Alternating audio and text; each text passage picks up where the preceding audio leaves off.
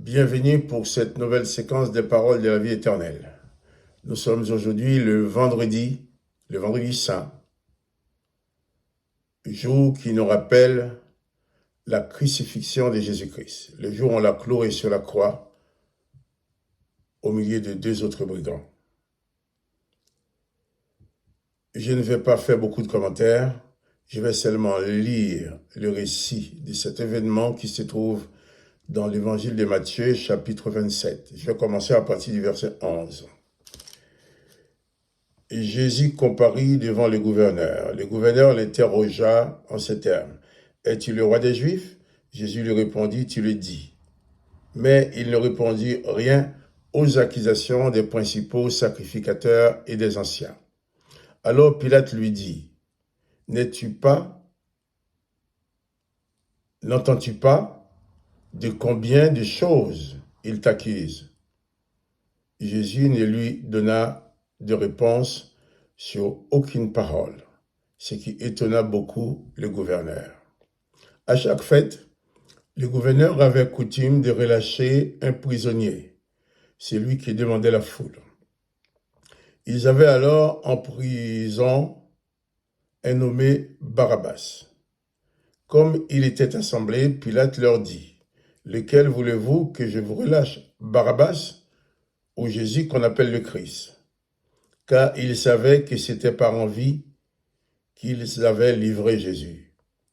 Pendant qu'il était assis sur le tribunal, sa femme lui fit dire qu'il n'y ait rien entre toi et ce juste, car aujourd'hui j'ai beaucoup souffert en songe à cause de lui. Les principaux sacrificateurs et les anciens persuadèrent la foule de demander Barabbas et de faire périr Jésus.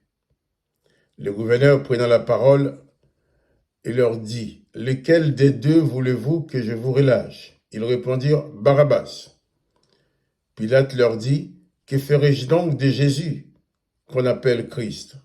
Tous répondirent, « Qu'il soit crucifié. » Le gouverneur dit, « Mais quel mal a-t-il fait ?» Et ils crièrent encore plus fort, « Qu'il soit crucifié. » Pilate, voyant qu'il ne gagnait rien, mais que le tumulte augmentait, prit de l'eau, se lava les mains en présence de la foule et dit, « Je suis innocent du sang de ce juste. Cela vous regarde. » Et tout le peuple répondit que son sang retombe sur nous et sur nos enfants. Alors Pilate leur relâcha Barabbas, et après avoir fait battre des verges à Jésus, il le livra pour être crucifié. Les soldats du gouverneur conduisirent Jésus dans le prétoire. Ils assemblèrent autour de lui toute la cohorte. Ils lui ôtèrent ses vêtements et le couvrirent d'un manteau écarlate. Ils tressèrent une couronne d'épines qu'ils posèrent sur sa tête et ils lui mirent un roseau dans la main droite. Puis, s'agenouillant devant lui, ils le raillaient en disant « Salut, roi des Juifs !» Et ils crachaient contre lui. Prenaient le roseau, ils le frappaient sur la tête. Après s'être ainsi moqué de lui, ils lui ôtaient le manteau, lui remirent ses vêtements et l'emmenaient pour le crucifier. Lorsqu'ils sortirent, ils rencontrèrent un homme de Cyrène appelé Simon, et ils les forcèrent à porter la croix de Jésus. Arrivés au lieu nommé Golgotha, ce qui signifie lieu du crâne, ils lui donnèrent à boire du vin mêlé au fiel, mais quand il l'eut goûté, il ne voulut pas boire. Après l'avoir crucifié, ils se partagèrent ses vêtements en tirant au sort, afin que s'accomplisse ce qui avait été annoncé par le prophète. Ils se sont partagés mes vêtements et ils ont tiré au sort ma tunique. Puis, ils s'assirent et les gardèrent. Pour indiquer les sujets de sa condamnation, on écrivit au-dessus de sa tête, « Celui-ci est le roi des Juifs. » Avec lui fut crucifié deux brigands, l'un à sa droite et l'autre à sa gauche.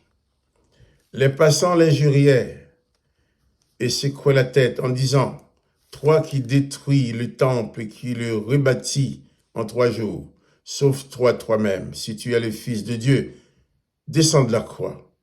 Les principaux sacrificateurs avec les scribes et les anciens se moquèrent aussi de lui, disant, il a sauvé les autres. Il ne peut se sauver lui-même. S'il est roi d'Israël, qu'il descende de la croix, et nous croirons en lui. Il s'est confié à Dieu, que Dieu le délivre maintenant s'il l'aime, car il a dit, je suis le Fils de Dieu. Les brigands crucifiés avec lui l'insultaient de la même manière. Depuis la 6e heure jusqu'à la 9e, il y eut des ténèbres sur toute la terre. Et vers la 9e heure, Jésus s'écria d'une voix forte, Élie, Élie, lama sabachthani, c'est-à-dire, mon Dieu, pourquoi m'as-tu abandonné?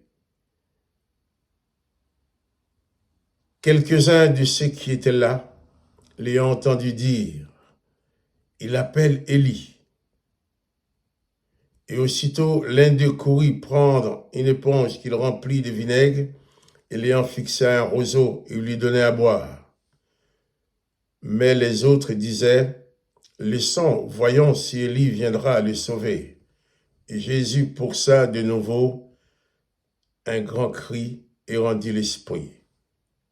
Et voici le voile du temple se déchira en deux depuis le haut jusqu'en bas.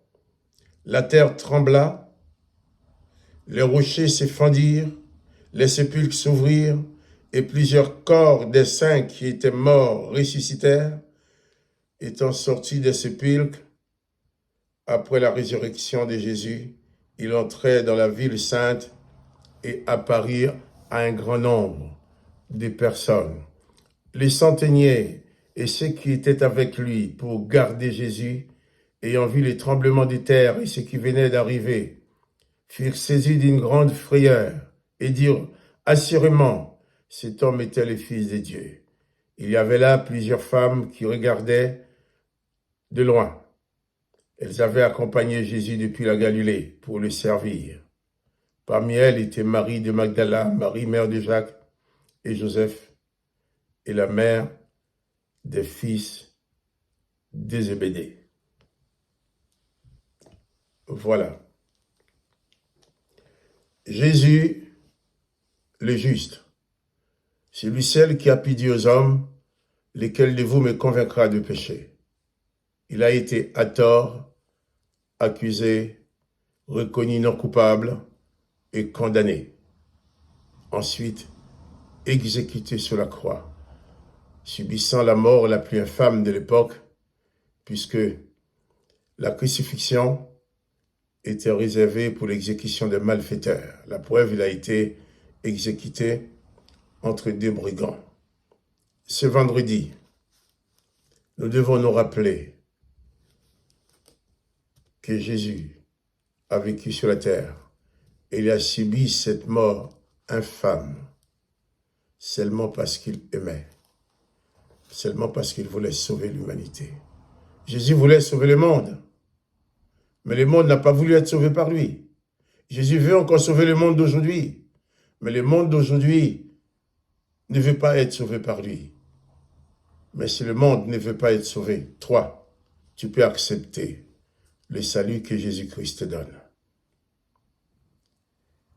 Tu peux dire oui à Jésus, parce qu'encore aujourd'hui, le sang de Jésus est encore assez puissant pour pardonner, pour sauver, pour guérir. Le sang de Jésus crie encore la victoire sur le péché, sur le mal, sur Satan, sur les démons, sur le mauvais esprit. Le sang de Jésus est encore assez puissant pour te pardonner de tous tes péchés, pour t'ouvrir les portes de la vie éternelle. Tu vas peut-être me dire, moi je suis chrétien, je crois en Jésus-Christ. C'est formidable de croire en Jésus-Christ. Mais croire ne suffit pas seulement. Il faut que tu deviennes son disciple, que tu deviennes son imitateur, que tu acceptes d'être l'un de ceux ou des seuls qui claironnent cette bonne nouvelle, qui apportent cette bonne nouvelle au monde, qui disent, un de ceux qui disent aux autres, Jésus-Christ est mort pour toi. Et cette mort de Jésus-Christ, C'est le produit de l'amour du Père pour nous. Cet amour inconditionnel. Jésus-Christ, en mourant, non seulement il a accepté de mourir, il a proclamé avant de mourir le pardon pour ceux qui l'ont cloué sur la croix. Car aussi en mourant, il a dit, Père, pardonne-leur, car ils ne savent ce qu'ils font. Car même Judas qui l'avait trahi et livré a été pardonné. Pierre qui l'a régné a été pardonné. Et quel que soit le problème qui te blesse dans ta vie, qui te choque, le mal que tu aurais fait, qui te chagrine maintenant, qui continue à te blesser dans ton âme, tu peux te présenter avec ce mal, ce péché, devant Jésus-Christ, qui n'est pas là, tu ne vas pas voir son corps sur la croix. Voir le corps de Jésus sur la croix n'a plus d'importance, puisqu'il est descendu de la croix, mais il est vivant, puissant, avec tout le pouvoir possible, pour te délivrer de ton péché, pour te délivrer même de la puissance de la mort. Ce vendredi, il ne faut pas nous contenter de dire que c'est un vendredi saint, mais il faut dire plutôt, c'est le jour de la délivrance de l'humanité, le jour de ta délivrance. Il faut pouvoir te dire que toi aussi, tu peux être sauvé aujourd'hui. Si tu invoques le nom de Jésus, tu invoques sur ta vie la puissance du sang de Jésus qui a été répandu il y a plus de 2000 ans. Ce sang est encore assez puissant pour te délivrer, pour te sauver. Jésus a dit qu'il ne mettrait pas dehors celui qui vient à lui. Tu peux venir à lui aujourd'hui. Ouvre ton cœur. Ouvre ton cœur. Ce n'est pas une question de religion. C'est une question de personne à personne, de Jésus-Christ à toi. C'est au fond de toi, au fond de ton âme que ça se passe. Invoque le nom de Jésus-Christ. Accepte que cette mort sur la croix était pour toi. Il a été sur la croix parce qu'il t'aime. Oh, il aime tout le monde, tu me diras, oui, mais toi, réalise qu'il t'aime particulièrement. C'est important de réaliser que toi, personnellement, tu es aimé de Jésus. Et Jésus a tout fait pour que tu sois sauvé. Et Jésus est encore prêt encore à tout faire pour que tu sois délivré de toutes ces choses qui empoisonnent ta vie, qui t'empêchent d'être heureux. Jésus-Christ veut que tu sois heureux. C'est pour ça qu'il a pris la souffrance sur la croix. Jésus-Christ veut que tu sois guéri. C'est pourquoi qu'il a été blessé sur la croix. Jésus-Christ veut que tu puisses accéder à la vie éternelle. C'est pour ça qu'il a passé par la mort. Que le nom de Jésus-Christ soit béni. Seigneur Jésus, je te remercie de nous avoir tant aimés, d'avoir été jusqu'au bout de ton ministère de salut en faveur de l'humanité, en ma faveur. Et c'est aussi en ta faveur qu'il y a été.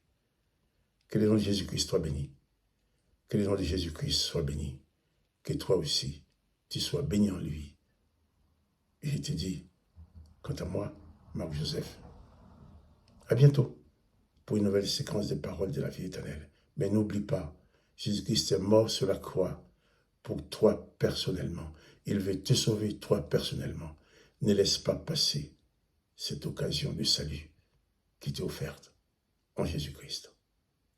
Encore, sois béni dans le nom du Seigneur Jésus-Christ.